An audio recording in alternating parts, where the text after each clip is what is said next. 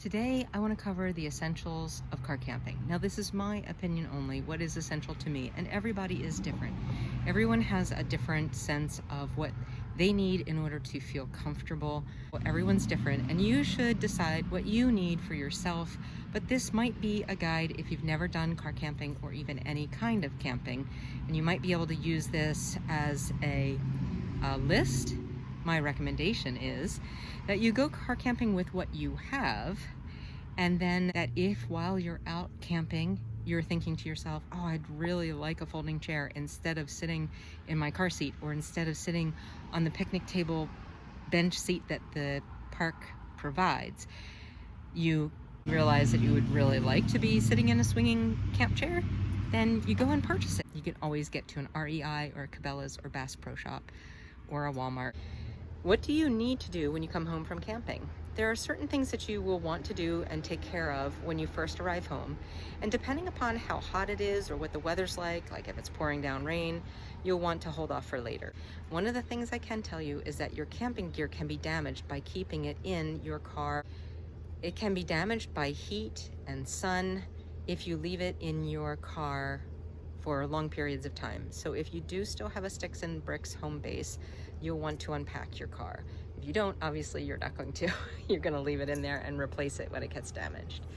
So today I'm going to show you the most important things to do when you arrive home from a camping trip if you're a part-time van lifer or SUV car lifer, or the things that if you have the time and the weather is conducive that you probably should do to avoid having damage to your camping gear. By the end of a camping trip, my car is a wreck, guys. A lot of this is just stuff that I moved out of the way of the sleeping area. Some of it is convenience to have it nearby me on the trip home. Some of it is hanging out to dry. And you know, when I wake up in the morning, it's just a jumbled mess. Here's my wet tent. So we're gonna straighten some of this up. The weather's not horrible right now. It is warm. It's probably 80 degrees, but it's not raining. And so I'm going to take care of the bulk of this, but I'll show you what I would do if it was pouring down rain, the minimal that I would do. And then I'll show you what are the nice to have things to get done when you arrive home from camping if the weather is conducive.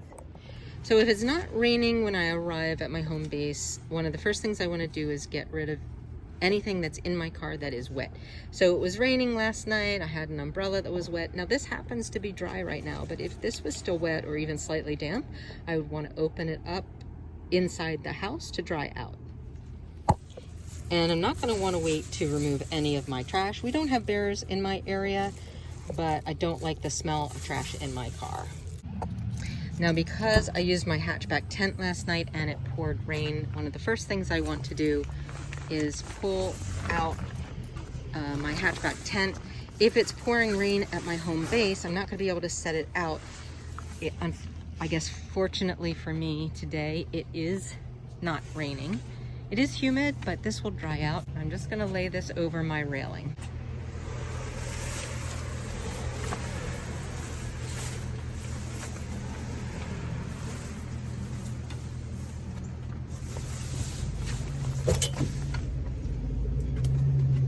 These are my screens and they got wet as well, so I'm going to tear those out.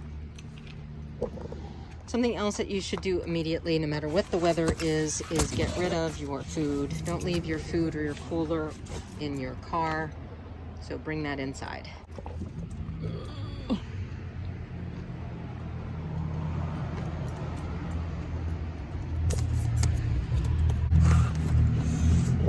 Unpack your cooler and determine by the feel of the coldness of the food whether it's still good or not.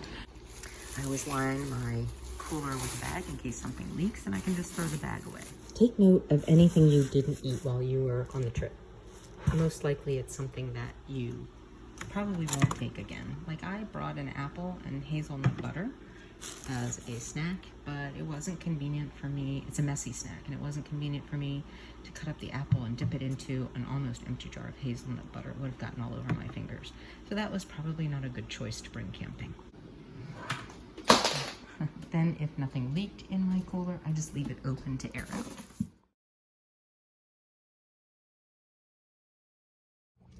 So anything that is not trash, wet, or food can stay in the car, other than if you need it in your home life.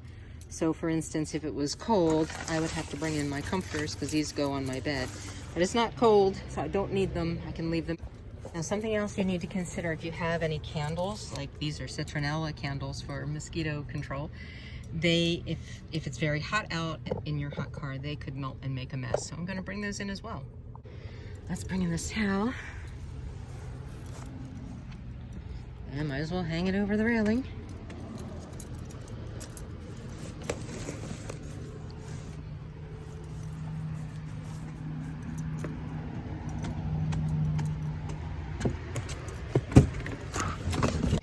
Some things I leave in my car all the time. I'm not sure if they're just as effective because of the heat, but I'm not willing to forget to bring them and be without them. So that would be my bug spray. This is DEET-based insect repellent when I need it for really horrible insect-infested areas, like this last weekend at Michaux State Forest. When I got to my campsite, it was infested with mosquitoes and I was being bitten alive. So I put this on right away and it helped. I also have a glass cleaner in here for my windshield or any other window. Some sunscreen, which I probably should have used this weekend, and some more regular bug spray here, and a Frisbee, and some chocolate milk. And a vest for if I do break down. It's a reflective vest that I can wear if I'm trying to change my tire. You can't really see the reflective part, but right there. I keep a couple of golf umbrellas in my car. That's if I'm camping with a bunch of people and it is raining, or maybe even really sunny like I did this past weekend. We can have some protection from the rain or the sun. Everything else is a nice to bring out at the end of the trip if the weather's conducive and it's not raining. My headlamp needs to come in and be charged because I did use it. All of my other stuff needs to come in. But again, if it's pouring down rain or if it's 90 degrees, I'm not going to do it until it's cooler or stops raining. Organization is absolutely key when you're car camping, so you can find things easily and you're not frustrated having to move everything around just to get to something. So I also like to air out anything that I don't wash. I never wash my sleeping bag because it'll ruin the insulation. But I like to air it out if it's not raining when I get home. So I'm going to throw this somewhere. My deck's kind of a little crowded now, but I'm going to throw this somewhere to air out. But before I do leave anything outside, I want to make sure I've checked the weather forecast that it's not going to start raining or pouring rain in about 10 minutes. Usually I have some sorting through to go through my kitchen stuff because I've used it and I need to clean it up. Something that I think is absolutely essential, but you might not, is a Camelback or a bladder. Those are, at least Camelback is a brand name. You don't necessarily need a brand name. I got this one at Walmart. I think it's actually for a kid. It's a 1.5 liter Nathan bladder, so it holds water. This is a silicone bag, so it's very durable, is easy to carry on my back because it's only 1.5 liters.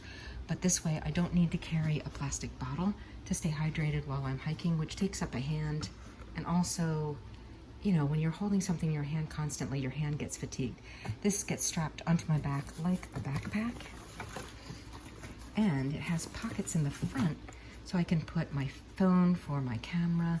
I can put anything. I have chapstick in here. I have hand sanitizer and a mask in case I go into a public place. Back inside, I like to either drink or dump out any remaining water in my silicone Camelback or bladder, whatever you call it, because it does get a taste that I don't care for if I leave it in there. And that includes emptying the siphon or straw, I don't know, whatever you call it, but making sure that you empty the water that's in the tube as well. And I try to leave that open to dry, but unfortunately it does collapse on itself, so sometimes I'll stick something inside of it to prop it open. I can put my bear spray in here. I usually do, because it fits in that pocket and it's easily accessible if we run into a bear. Something else you want to check when you come home is whether or not your bear spray has expired. if you live in an area with bears or if you're camping in an area with bears.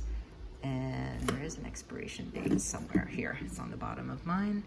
It expires in July of 2024. And if it is close to its expiration date, then obviously you want to get a new one. In the back, it also can carry essentials. So for instance, well, it carries my patches of places that I've been, but besides that, adding weight, I can carry my first aid kit in here. I don't know if I can get it out with one hand, but I've got, you know, Tylenol, Advil, Benadryl in case someone has an allergic reaction, some headache medicine, an ace bandage, some band-aids, some sterile gauze, bandaging, Imodium, a hydrating electrolyte powder that you can add to water. And in this I also carry a bag of baby wipes for when I use the bathroom, and I also carry my toothbrush everywhere I go. That way I can always, if I'm getting ready for bed for instance, all I need to do is grab my Camel.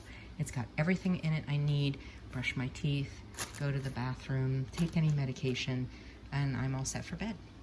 If you like to use paper plates, plastic utensils, salt and pepper, etc., and you've carried them in your cooler or a dry goods bag like this, then you should refill them now as opposed to waiting until the next time you pack to camp in case you forget them. So I put my tea bags in here, salt and pepper, napkins. I don't usually use plastic knife, fork, spoons, because I don't care for the plastic waste, but I will use paper napkins, and I do occasionally bring paper plates, so I would replenish those now. Oh, and plastic bags of all sizes, from snack to sandwich to 1 gallon, because you never know when you're going to have leftovers or something's leaking and you need to encase it in a plastic bag. I also will put plastic bags from grocery stores in here and use them as trash. And then the larger trash bags as well, depending upon how long I'm camping. I'll use the larger trash bags, for instance, if we get caught in the rain and I don't want to sit on my cloth seats in my car and get that wet. So it's always good to have a variety of sizes of bags in here for different purposes. You never know when you're going to need them. This is a good use for one of those plastic bags that you might bring that's extra.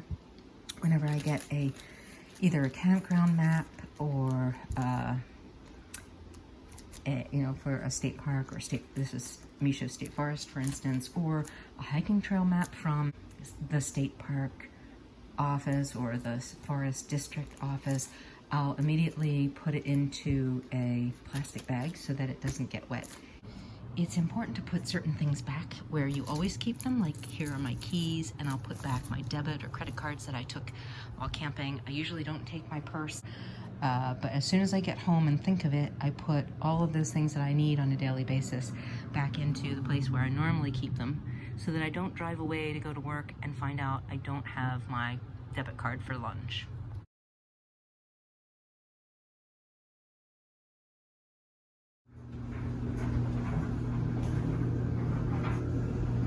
Now comes the real work, folding things up and trying to get them back into their original packaging.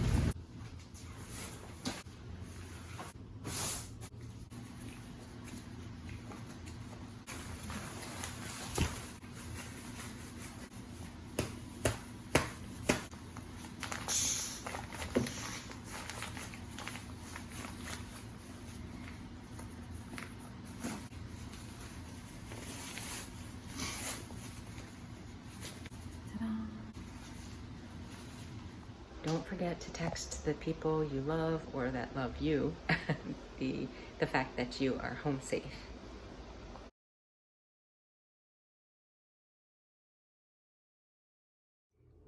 Especially if it's summer.